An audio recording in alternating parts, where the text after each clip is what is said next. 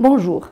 Aujourd'hui, on va réaliser la correction de l'examen régional de l'AREF de Casastat, session 2018, parcours international, niveau 3e année du cycle collégial. Donc, on va commencer. La première partie réservée à la restitution des connaissances. Question 1. Écrire la lettre appropriée dans la case appropriée parmi les suggestions suivantes. Et cette question, c'est sur 2 points. A. Écrire un message sur le téléphone portable. Écrire, le fait d'écrire. Voir le feu vert. Retirer rapidement la main des flammes de feu et appuyer sur les freins de la voiture pour s'arrêter. Donc, bien sûr, pour la phrase A, écrire un message sur le téléphone portable, donc il s'agit d'une activité bien sûr nerveuse, et bien sûr le fait d'écrire, c'est une motricité volontaire. Donc A, c'est dans la partie motricité volontaire, ou bien dans la case des motricités volontaires. B, voir le feu vert, voir, le fait de voir, c'est une sensibilité consciente. Donc B, dans la case sensibilité consciente. C, retirer rapidement la main des flammes de feu. Donc là, il s'agit d'un danger. Et nous, on va éviter ce danger-là. Et il s'agit d'une motricité involontaire ou bien d'un réflexe de flexion. Donc C, dans cette case-là, motricité involontaire. D, appuyer sur les freins de la voiture pour s'arrêter. D'accord? Donc, c'est une motricité, bien sûr, volontaire. T. Voilà. Donc, sensibilité consciente, voir le feu vert. Motricité volontaire, c'est A et D. Écrire un message sur le téléphone portable. Et D, appuyer sur les freins de la voiture pour s'arrêter tranquillement. Et pour la motricité involontaire, bien sûr, ce réflexe de flexion, c'est retirer rapidement la main des flammes de feu car il s'agit d'un danger là. Et là, c'est un mouvement involontaire. On passe à la question 2. Définir rapidement ce qui suit sur 2 points. Terme scientifique. A. La plaque motrice, ou bien l'unité motrice de la fibre musculaire. B. Contractilité musculaire. C. Fibre musculaire. Et D. Allongement musculaire. Donc, pour donner des définitions, il faut toujours choisir des phrases qui sont des phrases simples et cohérentes. Donc, A, la plaque motrice, ou bien l'unité motrice de la fibre musculaire, ou bien le neurone, ou bien le synapse neuromusculaire. C'est quoi une plaque motrice? C'est la jonction, c'est le contact entre le neurone moteur et les fibres musculaires. Donc, on peut choisir cette définition-là. Donc, la plaque motrice, ou bien le neurone, on peut dire aussi le synapse neuromusculaire, c'est la jonction entre le neurone moteur et, bien sûr, la fibre ou bien les fibres musculaires. On passe à la phrase B, ou bien le terme B. Contractilité musculaire. C'est quoi la contractilité musculaire?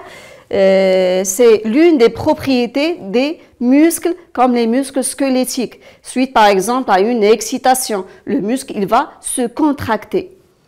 Donc là, il s'agit, c'est l'une des propriétés des fibres musculaires, bien des muscles, tout simplement. qui se caractérise par un raccourcissement du muscle suite à une excitation. Fibre musculaire. Donc, lorsque je dis fibre musculaire, il s'agit d'une cellule. Donc, il s'agit d'une cellule géante. Et pourquoi j'ai dit cellule géante? Car c'est une cellule polynucléée. C'est quoi polynucléé? Il renferme plusieurs noyaux. Et c'est l'unité, bien sûr, fonctionnelle et structurale des muscles. Pour l'allongement musculaire, on peut dire soit allongement, soit élongation. C'est la même chose. Et c'est un étirement anormal des muscles. Et par la suite, un étirement qui est très forcé, ça peut provoquer par la suite une déchirure musculaire. Donc voilà. On va commencer par le premier terme, la plaque motrice, ou bien l'unité motrice de la fibre musculaire. C'est la jonction, ou bien l'espace de contact entre le neurone moteur et les fibres musculaires, nommé aussi le synapse neuromusculaire. D'accord? Synapse neuromusculaire ou bien plaque motrice. C'est l'espace ou bien le contact ou bien la jonction entre le neurone moteur et les fibres musculaires. Donc voilà le neurone moteur. L'arrivée de l'influx nerveux moteur, il va provoquer par la suite à cet espace-là, au niveau de ces synapses, la libération de l'acétylcholine, ces médiateurs chimiques, et par la suite, ça va provoquer un glissement entre les fibres musculaires. Et l'espace de contact entre ces synapses-là, ces synapses neuronales et les fibres musculaires, ça s'appelle la plaque motrice ou bien synapse neuromusculaire. C'est la même chose. C'est-à-dire l'espace ou bien le contact entre le neurone moteur et les fibres musculaires. Voilà. Voilà une petite démonstration. L'arrivée de l'influx nerveux moteur par ce neurone moteur, il va provoquer la libération de l'acétylcholine, ce qui va permettre l'ouverture de ces canaux-là, ces canaux de Na+, et par la suite, il y a le passage de l'influx nerveux moteur vers les fibres musculaires, ce qui va provoquer un glissement entre ces fibres musculaires. Voilà. Et cet espace-là, ça s'appelle la plaque motrice, l'espace ou bien la jonction entre le synapse du neurone moteur et les fibres musculaires. On passe au deuxième terme, contractilité musculaire. Il s'agit de l'une des propriétés des muscles, comme les muscles squelettiques, qui se manifestent par un raccourcissement du muscle suite à une excitation, ou bien lorsqu'on pratique un mouvement. Voilà, donc voilà le raccourcissement. On voit ce raccourcissement-là, et là, qu'est-ce qu'on voit? Le diamètre du muscle, il augmente, et le muscle il devient plus dur. Et par la suite, cette contraction, à l'intérieur, qu'est-ce qu'on voit? Un glissement entre les myofilaments. Bien sûr, là, au cours d'un geste, par exemple du pédalage, on voit ces muscles-là, ces muscles antagonistes, qui, le premier qui se contracte, le deuxième, il se dilate. Et là, qu'est-ce qu'on voit? Un raccourcissement au niveau de ce muscle. Et là, on parle de la contractilité. Le diamètre, là, il augmente et le muscle devient plus dur. L'autre muscle, l'antagoniste, il se dilate, ce qui va permettre le mouvement de la jambe. Voilà, on passe au terme suivant, fibre musculaire. C'est une cellule géante. Pourquoi j'ai dit géante? Car il renferme plusieurs noyaux, elle est polynucléée et c'est l'unité fonctionnelle et structurale d'un muscle. Et bien sûr, c'est une cellule qui est allongé et qui renferme plusieurs noyaux. Et voilà la fibre musculaire, voilà le muscle en entier, une coupe transversale qui va nous permettre d'observer ces fibres musculaires qui se rassemblent en faisceaux de fibres musculaires, et chaque fibre musculaire, il renferme plusieurs noyaux. C'est pour cette raison qu'on a dit que la fibre musculaire, c'est une cellule géante polynucléée. Et là, à l'intérieur, qu'est-ce qu'on trouve? Des myofibrilles qui se glissent, ces myofibrilles qui se glissent pour, bien sûr, engendrer et provoquer une contraction. Voilà. On va passer à l'intérieur du muscle. Qu'est-ce qu'on voit? Des faisceaux de fibres musculaires. Et chaque fibre musculaire, c'est une cellule géante polynucléée qui renferme plusieurs noyaux. À l'intérieur, qu'est-ce qu'on trouve? Des myofilaments. Et voilà ces noyaux-là. Un autre terme, allongement musculaire. Ou bien on peut dire aussi élongation musculaire, qui se produit à la suite d'un allongement, un étirement des fibres musculaires au-delà de leur élasticité, car l'élasticité d'un muscle est toujours limitée et qui crée plusieurs petites lésions internes, et une élongation qui est trop forcée, ça peut conduire bien sûr à une déchirure musculaire. Et voilà, on passe, voilà un muscle qui est normal, une élongation, c'est-à-dire un étirement anormal. Ça peut provoquer une déchirure et par la suite une rupture de tout le muscle. Voilà. Pour la troisième question, écrire devant chaque réponse vrai ou faux. On a 4 phrases. Lors de l'infection par le virus VIH, virus d'immunodéficience humaine, la personne ne perd que son immunité cellulaire, c'est-à-dire les réponses immunitaires à médiation cellulaire. B. La phagocytose est une réponse immunitaire cellulaire. C. La sérothérapie est un moyen de défense non spécifique. Les virus parasitent toujours les cellules hôtes. Donc, on va commencer par la première phrase. Lors de l'infection par le VIH, par ce virus-là, la personne ne perd que son immunité cellulaire. C'est faux. Pourquoi? Parce que le VIH, il attaque les LTCD4, c'est-à-dire les lymphocytes T4. Et on sait bien que les lymphocytes T4, ces cellules immunitaires, ce sont elles qui activent les lymphocytes T8 pour les réponses immunitaires à médiation cellulaire, et aussi les lymphocytes B, pour les réponses immunitaires à médiation humorale. Et là, le VIH, il attaque, il va choisir comme cellule hôte les lymphocytes T4. Et par la suite, ces lymphocytes vont être détruites.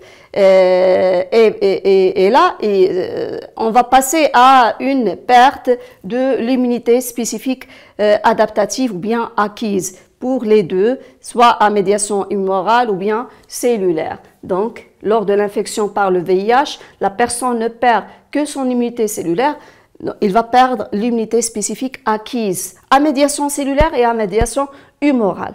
On va passer à la deuxième phrase. La phagocytose est une réponse immunitaire cellulaire. C'est faux parce que la phagocytose, c'est une réponse immunitaire naturelle, innée, non spécifique. La sérothérapie est un moyen de défense non spécifique. C'est quoi sérothérapie? C'est-à-dire on va injecter un sérum qui renferme des anticorps spécifiques, c'est-à-dire spécifiques pour chaque antigène. D'accord?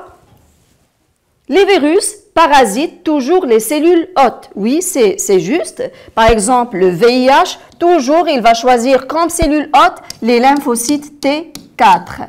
Comme par exemple, je parle du coronavirus, il va choisir comme cellule hôte les cellules de l'appareil respiratoire. Lorsque je parle des virus de l'hépatite B ou bien C, ils vont choisir comme cellule hôte les cellules du foie. D'accord? Donc, on va commencer par la première phrase. Lors de l'infection par le VIH, bien ce virus-là, la personne ne perd que son immunité cellulaire. C'est faux. Pourquoi? Parce qu'on sait que les lymphocytes T4, ce sont les cellules hôtes du VIH. Donc, une fois il va se fixer sur ces cellules TCD4, il va les détruire avant de, bien sûr, de répliquer leur noyau. Et il peut aussi choisir, dans des cas, il peut choisir comme cellules hôtes les monocytes ou bien les macrophages. D'accord? Et là, qu'est-ce qu'on voit? Quel est le rôle de ces macrophages ou bien des lymphocytes T4? Il est très malin, ce VIH. Il va choisir, supposons qu'il va choisir ce macrophage-là comme cellule hôte. Donc, il va le détruire. Et ce macrophage, ces cellules qui représentent des cellules présentatrices de l'antigène au lymphocyte T4, ce lymphocyte T4 n'est pas prévenu par la présence d'un antigène, donc il n'y a pas d'activation des réponses immunitaires à médiation, soit humorale, soit cellulaire. Supposons que le VIH, il va choisir comme cellule hôte les lymphocytes T4, et c'est dans la majorité des cas qu'il va choisir ces lymphocytes T4. Qu'est-ce qu'on sait à propos de ces cellules immunitaires? Ce sont elles qui activent les lymphocytes B, et les lymphocytes B qui se différencient en B mémoire et B sécrétrice d'anticorps ou bien les plasmocytes. Donc, cette voie-là, elle n'est pas activée. La même chose, le lymphocyte ou bien les lymphocytes T4, ils activent à leur tour aussi les lymphocytes T8. Et ces lymphocytes T8 qui vont se différencier en T mémoire et les lymphocytes TC ou bien cytotoxiques. Et quel est le rôle de ces lymphocytes? Ce sont elles qui vont par la suite lyser et détruire les cellules infectées par les antigènes endocellulaires. Donc, toute une voie cellulaire et humorale qui n'est pas activée parce que ce VIH, il va choisir ces lymphocytes T4 comme cellules hôtes. Voilà. Donc, la deuxième phrase, la phagocytose est une réponse immunitaire cellulaire. Non, c'est faux parce que les phagocytes ou bien ces cellules phagocytaires, ils vont phagocyter tout type de microbes sans se spécifier. Et là, on va parler d'une réponse immunitaire naturelle non spécifique. Voilà ce phagocyte, ou bien cette cellule phagocytaire qui va ingérer tout type de microbes, il va le digérer et par la suite, il va rejeter les débris de ces antigènes-là. Et là, on parle d'une réponse immunitaire naturelle non spécifique. La sérothérapie est un moyen de défense non spécifique. C'est fou parce que on va injecter un sérum qui renferme des anticorps spécifiques. Supposons par exemple qu'on est atteint du tétanos. Donc, et nous, on n'est pas vacciné contre le tétanos.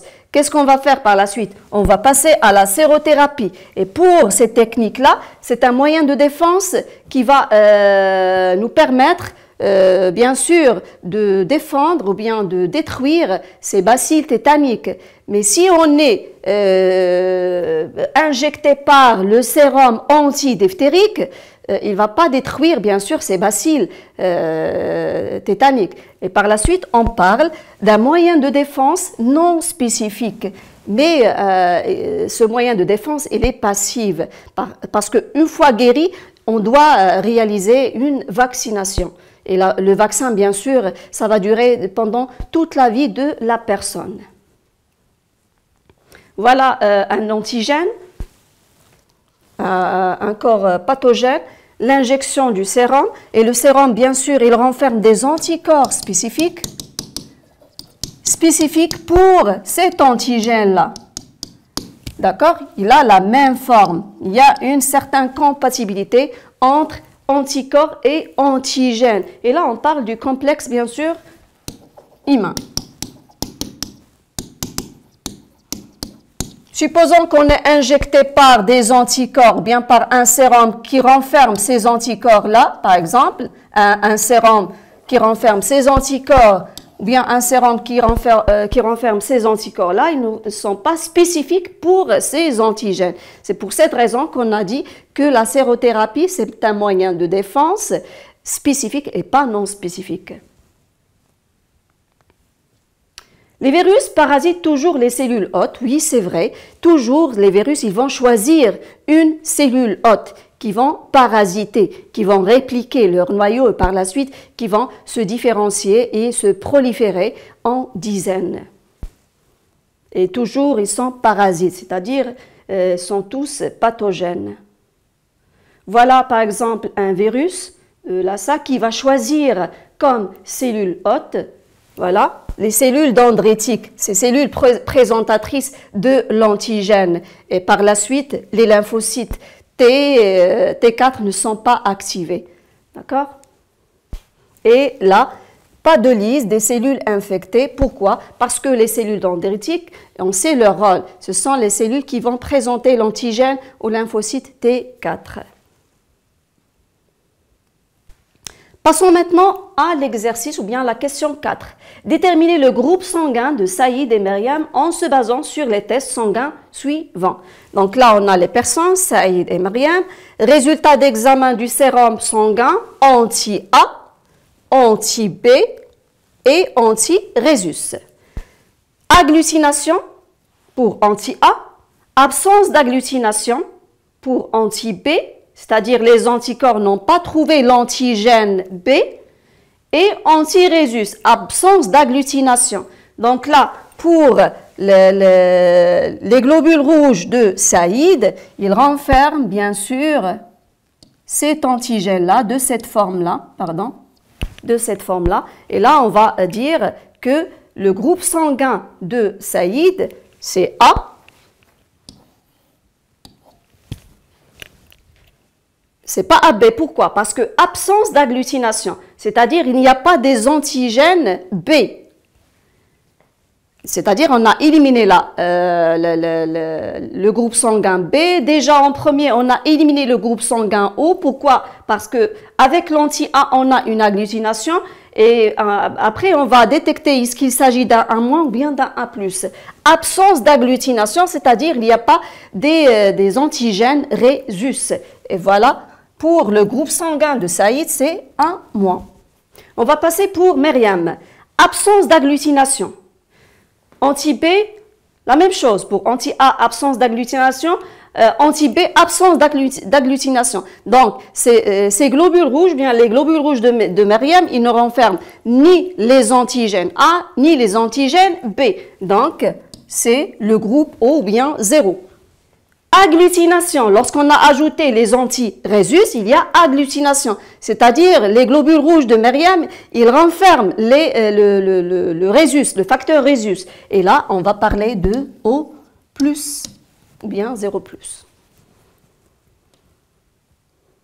Voilà pour les hématies. Par exemple, pour le groupe A, les hématies, il y a l'agglutinogène A, cet antigène A. Pour le groupe sanguin B, il y a l'agglutinogène B, ces antigènes B. Pour le groupe sanguin AB, il y en a les deux, mais pour le plasma, il ne renferme pas d'agglutinine. Et pour le groupe sanguin O, bien 0, pas d'agglutinogène, c'est-à-dire il n'y a pas d'antigène A ni d'antigène B. Mais dans le plasma, il y a les deux agglutinines anti-A et anti-B. Donc, dans le plasma du groupe sanguin A, il y a l'agglutinine anti-B. Pour le groupe sanguin B, il y a l'agglutinine anti-A. Et pour le groupe sanguin AB, pas d'agglutinine. Et pour 0, il y a les deux anticorps, anti-A et anti-B.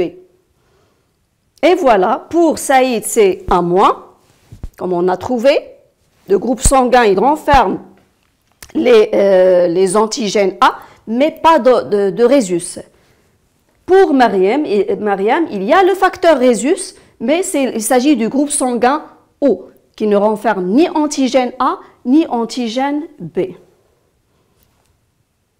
Donc voilà pour Saïd, le groupe sanguin c'est 1-. Et pour Myriam, le groupe sanguin c'est O+. C'est tout pour cette partie. Portez-vous bien et à la prochaine. Merci.